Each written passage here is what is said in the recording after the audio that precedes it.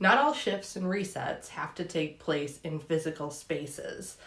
You can reset your teaching in a variety of different ways, such as your mindset and your mental health, or in the case of the next couple of videos, curriculum. I'll be talking with Frank Dahlman and Eric Gorton, who are social studies teachers at Sandburg Middle School, which is the same school that I teach at. And let's see how they looked at their curriculum and shifted their practices to make things more interesting and motivating and engaging for students and for them.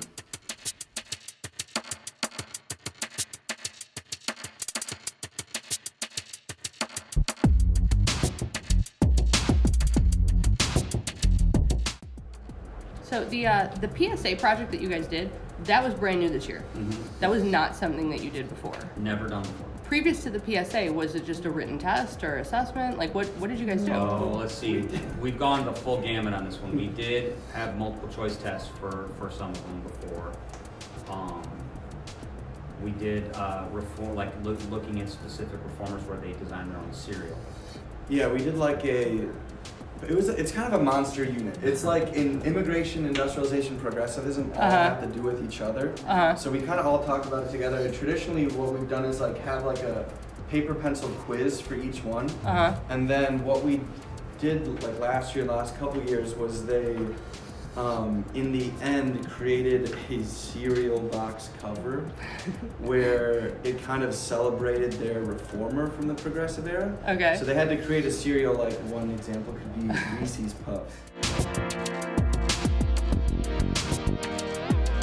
What are your observations of the students? Like what are you seeing, what are you noticing? I saw it, okay, just like any project. Some kids totally in, very creative, came up with wonderful ways of doing things. Other kids were trying too hard to make a comedy and being random and that kind of stuff. Other kids thought they knew what they were doing and their output didn't match what it was that we were looking for, even though they were trying. If I'm looking at student engagement though, the majority of the kids were really engaged in putting forth a cool green screen video public service announcement. Because it wasn't a paper, a speech, a project like they've done before. It's something outside of their realm of the norm.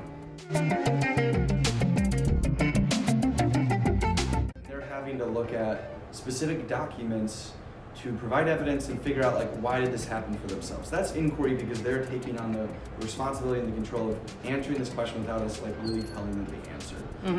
What we were trying to do with this first one, or with this last unit, was taking that idea but doing it on a whole unit-wide thing rather than just like, here's an inquiry-based activity or set of activities, and how can we do it where they're coming up with a question, and then instead of this just being a couple lessons, this is kind of them slowly building on it for almost a whole unit. And I would like to get to the point where we teach kids how to generate questions a lot more on their own even, like give them the concept, and then give them tools to like get that information so that they have at least enough background knowledge to generate their own questions for an inquiry. But we haven't, I don't think we've done, as we go, the kids go through, gotten to the point where kids can do that yet by the time they get to grade. But we could start building that in more as well.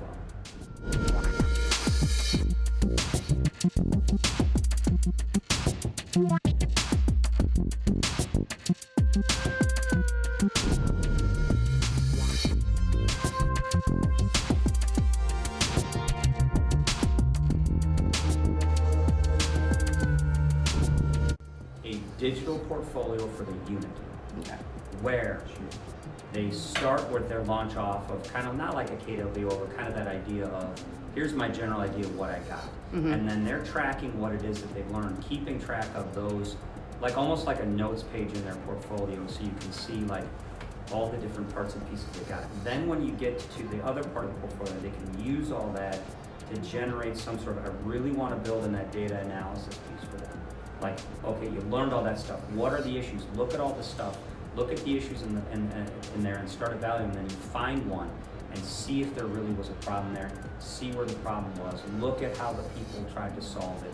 and get them to make that connection between the reformer and the problem and the people that suffered from it, to kind of get that all together. And here's a scope of the issue or the problem that existed back in the late 1800s, early 1900s, so that you can see they put together, here's the problem, here's how I know it's a problem, here's what people are doing, and then have that link to contemporary problems. Have another part of that portfolio where they're taking those things, they've got specific stuff in here, they're pulling them and they're bringing it in. So I've got a digital portfolio of their learning from day one of the unit till the end of the unit, and I can walk them through each phase of it as we go through, so that at the end, they're just doing each part, putting it in, and it's not a massive undertaking like we had at the end of our unit.